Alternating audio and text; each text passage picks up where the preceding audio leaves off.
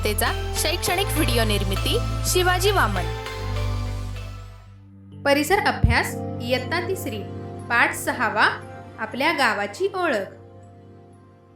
करून पहा. दिलेल्या शब्दकोड्यातून गावांची नावे शोधा. देहू, नाशिक, कोल्हापूर, सावंतवाडी, पुणे. खूप छान. गाव कसे तयार होते? खूप प्राचीन काळी शेतीचा शोध लागण्यापूर्वी माणूस भटके जीवन जगत होता. त्या काळी तो जगण्यासाठी शिकार व कंदमुळे यावर अवलंबून होता. पुढे शेतीचा शोध लागला. जमीन आणि पाणी यांच्या आधारे तो वस्ती करू लागला. पुढे माणसे एकाच ठिकाणी घरे बांधून राहू लागली. एकमेकांच्या सहकार्याने शेती करू लागली. त्यांची घरे एकमेकांच्या जवळजवळ असत. त्यातून वस्ती तयार झाली. त्यांचा विस्तार झाला. अनेक वस्त्यांचे मिळून गाव तयार झाले. त्यांच्यात सुरक्षिततेची भावना निर्माण झाली. शेतीच्या शोधानंतर माणसांची कामे वाढली. ही सगळी कामे एकच व्यक्ती करू शकत नव्हती. म्हणून लोकांमध्ये कामांची वाटणी झाली. उदाहरणार्थ, लाकडी अवजारे तयार करणे, त्यांची दुरुस्ती करणे, कापड विणणे, दागिने बनवणे, मातीची भांडी तयार करणे असे विविध व्यवसाय करणारे कारागीर निर्माण झाले.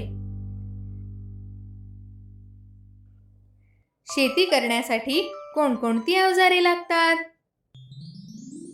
शेती करण्यासाठी टिकाव, फावडे, घमेले, विळा तसेच औत ही अवजारे लागतात. शेतीची जुनी अवजारे व आधुनिक अवजारे यांची माहिती मिळवा. कृषी प्रदर्शनाला भेट द्या. सांगा पाहू, तुमच्या गावात कोणकोणत्या ऐतिहासिक वस्तू आहेत? आमच्या गावात चांदबिबीचे स्मारक म्हणजेच महाल आहे. गावात मंदिर, लेणी, मशीद, चर्च, स्मारक, किल्ला, वस्तू संग्रहालय इत्यादी वास्तू असतात. या वास्तूंवरून गावाची ओळख निर्माण होत असते. ऐतिहासिक वास्तूंमधून आपल्याला आपल्या गावाच्या संपन्नतेचे दर्शन घडते. आपल्याला गावाचा इतिहास समजण्यास मदत होते. या वास्तू हा आपला मौल्यवान ठेवा आहे. तो सुरक्षित राहणे आवश्यक आहे. हा ठेवा जपणे ही आपली जबाबदारी आहे. गावाचा उरूस, जत्रा, एखादे धार्मिक स्थळ, किल्ला यामुळे गावाचे नाव प्रसिद्ध होते. उदाहरणार्थ, रायगड किल्ल्यामुळे रायगड जिल्हा ओळखला जातो. करून पहा. तुमच्या गावाचे नाव कसे पडले याची माहिती पालकांना किंवा शिक्षकांना विचारा. व्यक्ती, फळ, फूल, झाड, प्राणी, पक्षी, पाणी यांच्या नावांशी निगडीत असणाऱ्या गावांची नावे शोधा व लिहून काढा. प्रत्येक गावाला नाव असते. तसेच रस्ता, चौक, पेठ यांनाही नावे असतात.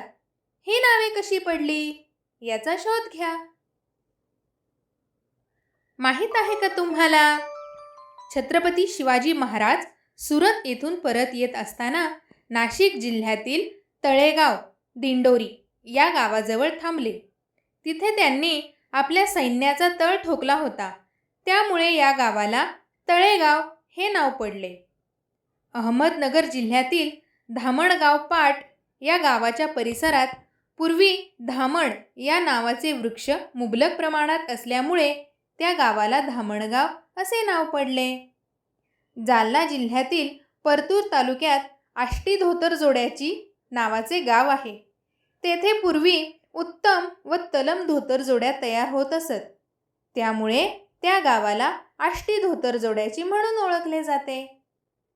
शिवराम हरी राजगुरू हे भारतीय स्वातंत्र्य चळवळीतील एक प्रमुख क्रांतिकारक होते. भगतसिंग, राजगुरू, सुखदेव हे तीनही क्रांतिकारक प्रसिद्ध आहेत. पुणे जिल्ह्यातील खेड या गावी राजगुरूंचा जन्म झाला. प्राथमिक शिक्षणानंतर ते अमरावतीस गेले. तेथे हनुमान व्यायामशाळेत त्यांनी देशभक्तीची दीक्षा घेतली. वयाच्या 15व्या वर्षी संस्कृत भाषेचा अभ्यास करण्यासाठी ते बनारसला गेले. त्यांना मराठी, संस्कृत, हिंदी, उर्दू, इंग्रजी अशा अनेक भाषा अवगत होत्या. सुखदेव आणि भगतसिंग यांच्याशी त्यांची विशेष मैत्री होती. पुढे राजगुरूंनी क्रांतिकार्यात भाग घेतला. देशासाठी त्यांनी हौतात्म्य पत्करले. त्यांची स्मृती म्हणून त्यांच्या खेड या जन्मगावास राजगुरुनगर असे नाव देण्यात आले आहे. करून पहा, जागतिक वारसा दिन. 18 एप्रिल हा दिवस जागतिक वारसा दिन म्हणून ओळखला जातो. या दिवशी एखाद्या किल्ल्याला किंवा राष्ट्रीय स्मारकाला भेट द्या. त्यांचे महत्त्व जाणून घ्या. जागतिक वारशाच्या संरक्षणासाठी कोणते नियम आहेत ते नियम संकलित करा. आपल्या परिसरातील ऐतिहासिक वास्तू, इमारती, जुने वाडे यांची चित्रे काढा. ती खालील चौकटीत चिकटवा.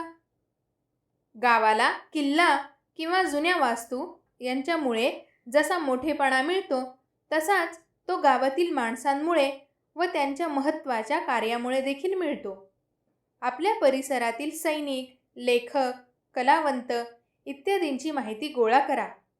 त्यांना शाळेत निमंत्रित करून त्यांची मुलाखत घ्या. माहीत आहे का तुम्हाला, संत गाडगे महाराजांचे मूळ नाव डेबूजी झिंगराजी जानोरकर होय.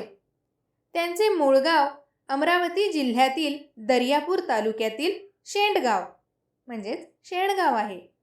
संत गाडगेबाबांनी कीर्तनाद्वारे लोकजागृती केली. कीर्तनातून ते लोकांना प्रश्न विचारत आणि स्वतःच उत्तर देत.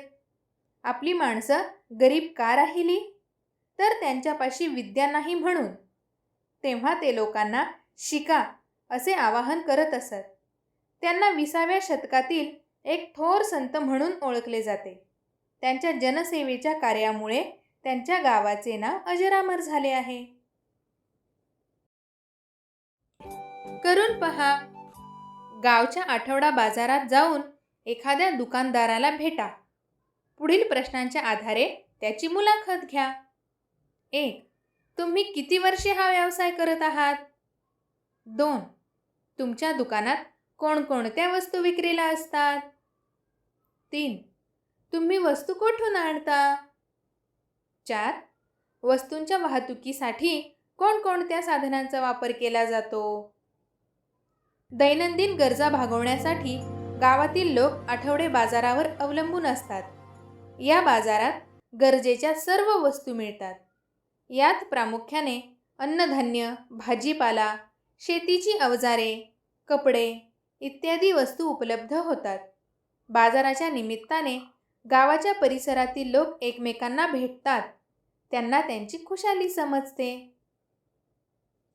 माहीत आहे का तुम्हाला, महाराष्ट्रातील बहुजन समाजाच्या लोकदैवतांच्या यात्रेत विविध जाती जमातींचे लोक श्रद्धेने सामील होतात. त्यांच्या जगण्याशी संबंधित व्यवहारही तेथे होत असतात. त्याचाच एक भाग म्हणजे वेगवेगळ्या प्रकारचे बाजार तेथे भरतात. उदाहरणार्थ, पुणे जिल्ह्यातील जेजुरी व अहमदनगर जिल्ह्यातील मढी ही तीर्थक्षेत्रे गाढवांच्या बाजारासाठी प्रसिद्ध आहेत. तसेच नांदेड जिल्ह्यातील माळेगाव या तीर्थक्षेत्री घोडे आणि गाढवे यांचा बाजार भरतो. अशा बाबींमुळेही गावाची ओळख होते. काय करावे बरे? आठवडा बाजार व वाहतुकीची साधने या 2 चित्रांचा संबंध तुम्हाला जोडता येतो का? करून पहा. शेजारील चौकटीत व्यक्तीचे नाव, गावाचे नाव, नातेसंबंध, प्राण्याचे नाव, भाजीचे नाव दडलेले आहे. ते शोधा. व्यक्तीचे नाव अभिजित, गावाचे नाव वेल्हा, नातेसंबंध काका, प्राण्याचे नाव कोल्हा, भाजीचे नाव मेथी. आपल्या गावाची ओळख या पाठामध्ये आपण काय शिकलो हे आता पाहूया. अनेक वस्त्यांचे मिळून गाव तयार होते. शेतीच्या शोधानंतर माणसांची कामे वाढली. ऐतिहासिक वास्तूंमुळे काही गावांची ओळख निर्माण होते. गावातील माणसे व त्यांच्या महत्त्वाच्या कार्यामुळे गावाला मोठेपणा मिळतो. बाजारात गरजेच्या वस्तू मिळतात. चला तर या पाठाचा स्वाध्याय आता आपण सोडवूया. खालील प्रश्नांची एका वाक्यात उत्तरे लिहा. 1.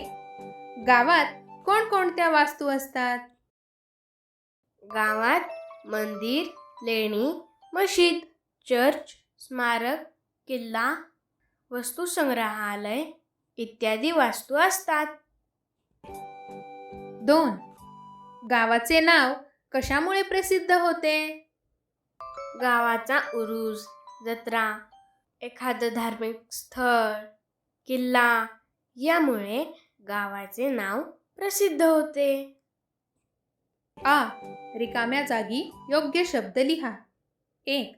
रायगड किल्ल्यामुळे रायगड जिल्हा ओळखला जातो. 2. दैनंदिन गरजा भागवण्यासाठी गावातील लोक आठवडे बाजारावर अवलंबून असतात. या पाठावर आधारित उपक्रम तुम्हाला करायचा आहे बरं का? तुमच्या परिसरात असलेल्या वास्तूंची माहिती मिळवा. तुमच्या गावाबद्दलची माहिती मिळवा. आमचे इतर शैक्षणिक व्हिडिओ पाहण्यासाठी शिवाजी वामन या आमच्या चॅनलला भेट द्या किंवा खालील डिस्क्रिप्शन बॉक्समध्ये त्यांच्या लिंक्स दिलेल्या आहेत, तेथून त्या आपण पाहू शकता. धन्यवाद.